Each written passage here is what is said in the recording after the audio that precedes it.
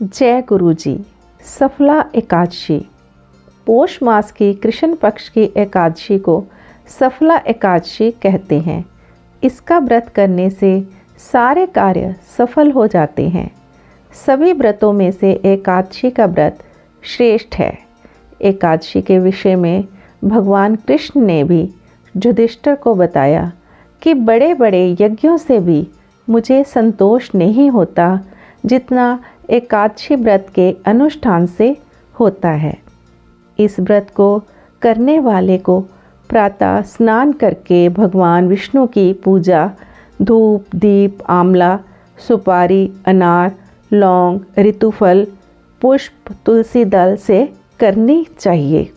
भगवान को भोग लगाएं और आरती करें। जो लोग इस दिन व्रत नहीं रख सकते वे सात्विक भोजन करें जो उनके लिए शुभकारी है।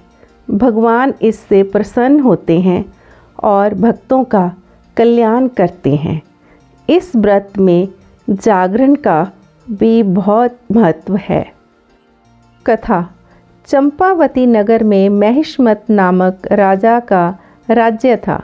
उसके 4 बेटे थे, जिनमें से सबसे बड़ा बेटा लुम्बक महापापी था।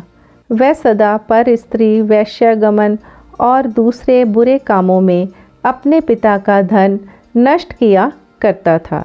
वह सदा देवता, ब्राह्मण और वैष्णवों की निंदा किया करता था। दुखी होकर राजा ने उसे देश निकाला दे दिया। अब वह जंगल में रहने लगा। वह जंगल में दिन को रहता और रात को पिता के राज्य में चोरी करता। जंगल में जानवरों को मारकर खाने लगा। जंगल में एक प्राचीन विशाल पीपल का पेड़ था। लोग उसकी पूजा भगवान के समान करते थे। वह उसी पेड़ के नीचे रहने लगा। धीरे धीरे वह कमज़ोर होने लगा। पोष कृष्ण पक्ष की दशमी तिथि को वस्त्रहीन होने के कारण सर्दी के चलते सो ना सका। सुबह होते होते वह बेहोश हो गया। सूर्य की गर्मी से होश आया तो भोजन की तलाश में निकला। जानवर मारने की हिम्मत ना थी।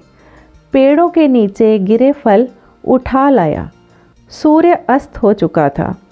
पीपल के पेड़ के नीचे फल रखकर कहने लगा, हे भगवान, यह फल आपको अर्पण है, आप तृप्त हो जाइए। उस रात भी वह सो ना सका। इस तरह फलाहार व्रत और जागरण हो गया। भगवान प्रसन्न हो गए और उसके सारे पाप नष्ट हो गए। दूसरे दिन अति सुंदर घोड़ा सुंदर वस्तुओं से सुशोभित उसके सामने आकर खड़ा हो गया। आकाशवाणी हुई कि हे राजपुत्र, तेरे सारे पाप नष्ट हो गए। अब तुम अपने पिता के पास जाओ। ऐसी वाणी सुन वह बहुत प्रसन्न हुआ। ईश्वर की स्तुति कर अपने पिता के पास गया।